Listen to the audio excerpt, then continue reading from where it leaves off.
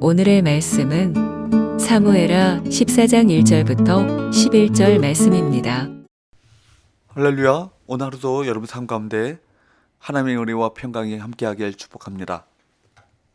다윗은 아들 압살롬을 향한 애절한 그리움을 품고 있었습니다. 하지만 그는 왕으로서 정의를 실현하고 질서를 바로잡아야 할 책임도 안고 있었습니다. 이 두 가지는 절대로 다윗의 마음 안에서 조화를 이룰 수 없는 것처럼 보였습니다.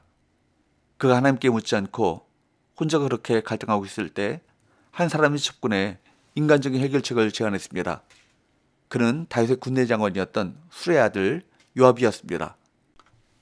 1절 수레의 아들 요압이 왕의 마음이 압살롬에게로 향하는 줄 알고, 요압은 말과 행동이 거칠고 충동적이며 섬세함과는 거리가 먼 사람이었습니다.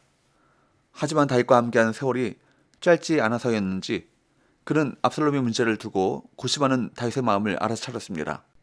요압은 그래서 어떤 계략을 세웁니까? 2절 3절 드고아의 사람을 보내 거기서 지혜로운 여인 하나를 데려다가 그에게 이르되 청하건대 너는 상주가 된 것처럼 상복을 입고 기름을 바르지 말고 죽은 사람을 위하여 오래 슬퍼하는 여인과 같이 하고 왕께 들어가서 그에게 이러이러하게 말하라고 요압이 그 입에 할 말을 넣어주니라. 요압은 드고아의 사람을 보내 한 여인을 데려옵니다.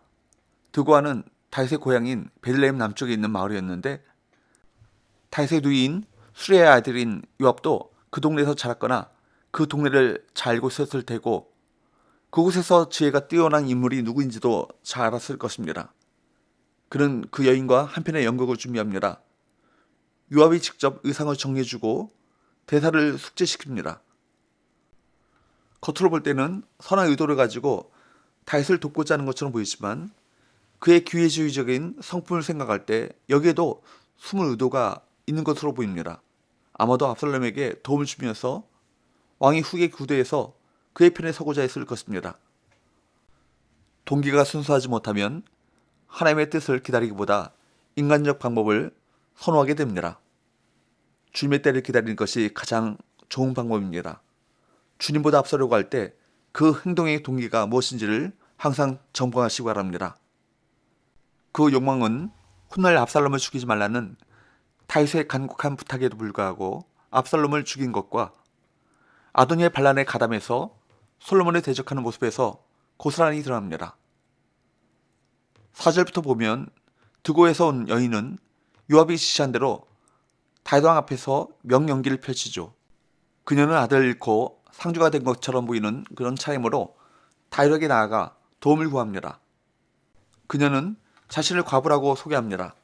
두 아들을 두었는데 둘이 싸우다가 하나가 다른 하나를 쳐 죽였고 그 사실을 알게 된 집안 사람들이 형제를 죽인 아들을 죽이려 한다고 털어놓습니다. 또 그들이 남은 아들에게 상속자가 될 권리까지 끊겠다고 하며 호소합니다. 요압은 다윗이 마주한 상황을 빗대어 이야기를 만들어낸 것입니다. 요압은 이 일을 꾸미면서 다윗이 그 여인의 상황에 공감할 것임을 알고 있었습니다. 그리고 요압의 그 예상은 적중했습니다. 8절에 보면 다윗은 드고아 여인을 위해 조치를 취하겠다고 약속합니다. 심지어 10절에 보면 그 결정에 반하는 자들을 데려와라. 다시는 너를 거느리지도 못하게 하겠다. 내 아들의 머리카락 하나도 상하지 않게 하겠다 라고 약속합니다. 다윗이 왜 그렇게까지 적극적으로 이 여인을 도우려고 한 것일까요? 감정이입이 되었던 것입니다. 자신도 그녀와 흡사한 처지에 있는 터라 강한 연민을 느끼고 호의적인 결정을 내린 것이죠. 그것은 압살롬을 살인자가 아니라 아들로서 집으로 데려올 것과 그리고 그 일에 대해 누구도 토를 달지 못하도록 하겠다는 결정이었습니다. 그러나 이것은 지극히 인간적인 생각에서 비롯된 것으로 하나님의 뜻과는 무관한 섣부른 판단에 불과했습니다.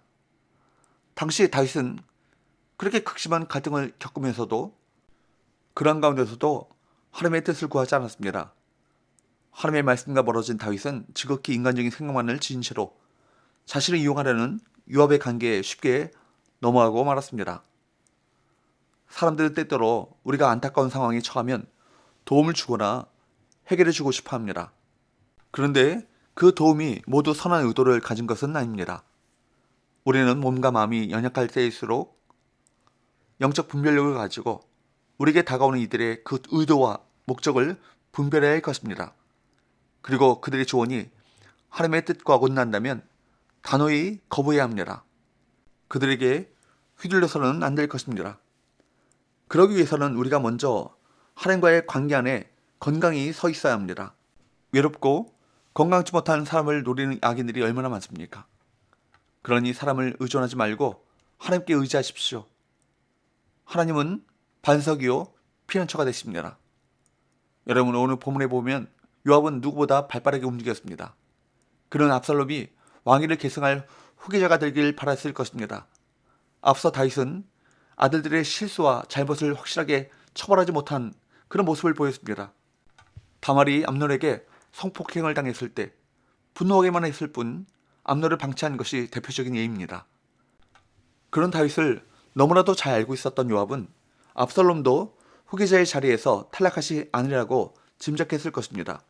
그래서 요압은 자신이 압살롬을 돌아오기만 한다면 후에 왕이 된 압살롬에게 그 공로를 인정받을 것이라고 계산했을 것입니다. 도움을 가장한 관계로 요압은 기대만큼 유익을 얻었을까요?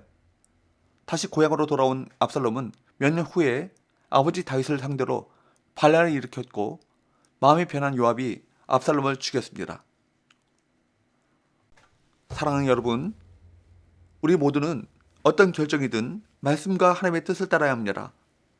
사사로운 감정에 연연해서 하나님의 공의를 훼손하지 않도록 매사에 신중해야 할 것입니다. 말씀을 따라 내린 결정이 바로 후회 없는 결정인 것입니다. 사람들은 인간적인 수단을 써서 문제를 해결해 보려고 합니다. 잠잠히 하나님의 뜻과 하나님의 때를 기다리기보다는 서둘러 인간적인 방법을 동원하죠. 그러나 인간의 방법은 부작용을 낳습니다. 그 안에 거짓과 감정적 선동이 섞여 있기 때문입니다. 영적 분별력을 가지십시오. 그리고 묵묵히 하나님의 때를 기다릴 줄 알아야 합니다. 감정적 호소에도 평정심을 잃지 말아야 합니다.